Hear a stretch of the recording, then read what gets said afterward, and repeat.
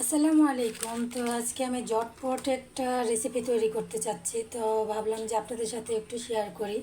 তো আমি প্রথমে 2 কাপ ময়দা নিয়েছি, আর নিয়েছি এই চামচের 3 চামচ চিনি। তো আপনারা যদি মিষ্টি আরও বাড়িয়ে দিতে চান তাহলে অবশ্যই আপনারা বাড়িয়ে দিতে পারেন। তো আমি এই চামচে 3 চামচ চিনি দিয়েছি, আর দিয়ে দিয়েছি 1 চিমটি পরিমাণ সোডা। তো আমি এখন এটাতে দিয়ে দিব এই অল্প একটু মৌরি। ঠিক আছে, এটাকে মিষ্টি জিরা বলে, অনেকে মৌরি বলে। তো এই শব্দটা আমি যতটা ভিডিওতে বলি ততটা ভিডিওতেই আমার আটকিয়ে যায়, জানি না কেন। আর দিয়ে দিচ্ছি 1 চুটকি পরিমাণ লবণ, সাদা লবণ। তা আমি এটা গোলানোর আগে আমি ভাবছিলাম যে এমনি করে ফেলি, পরে ভাবলাম যে সবই তো শেয়ার করি, তো এটা একটু শেয়ার করি। এর আগে একবার বানিয়েছিলাম, তো মাশাআল্লাহ সবাই খুব পছন্দ করেছে। একদম সিম্পল একটা ঘরে থাকা ময়দা আটা দিয়ে আমি করি নাই ট্রাই, তো আমি ময়দা দিয়েই করেছি, এই জন্য আপনাদের সাজেশন করব ময়দা দিয়েই করতে। তো এইভাবে আমি গুলিয়ে নিয়েছি। এরপরে দিয়ে দিব একটা ডিম।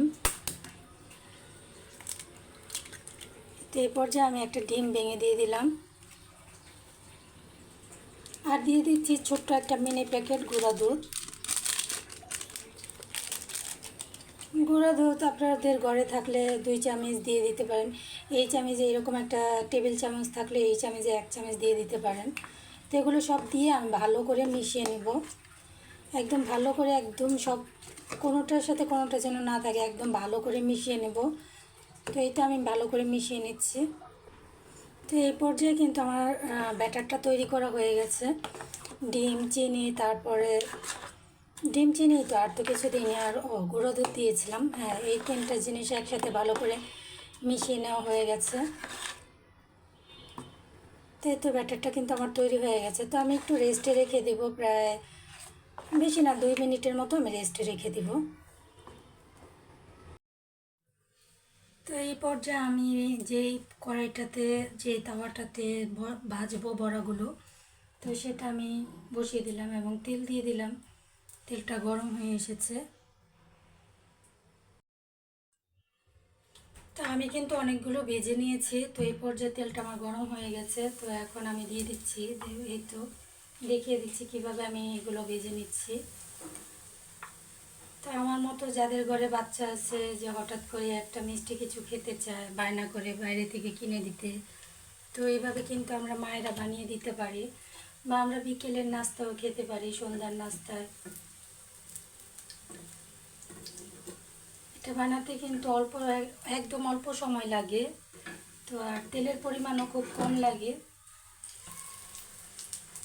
তো এই তো দেখতে পাচ্ছেন আমি কিন্তু এক পাশটা উল্টিয়ে দিচ্ছি।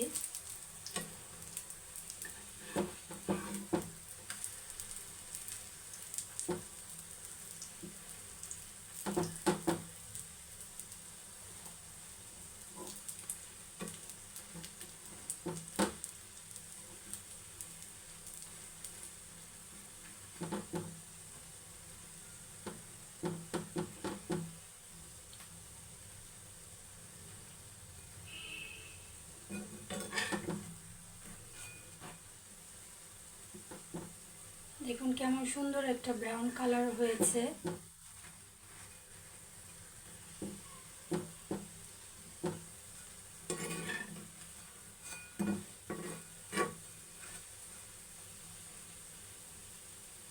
তো এইভাবেই আমি এক এক করে সবগুলো ভেজে নেব। তো আমার ভিডিওটা যদি ভালো লাগে অবশ্যই একটা লাইক করবেন, এবং যারা নতুন আছেন তারা আমার পাশে থাকবেন সাবস্ক্রাইব করে। তো এই পর্যায়ে আমি বিদায় নিচ্ছি। আল্লাহ হাফেজ, সবাই ভালো থাকবেন।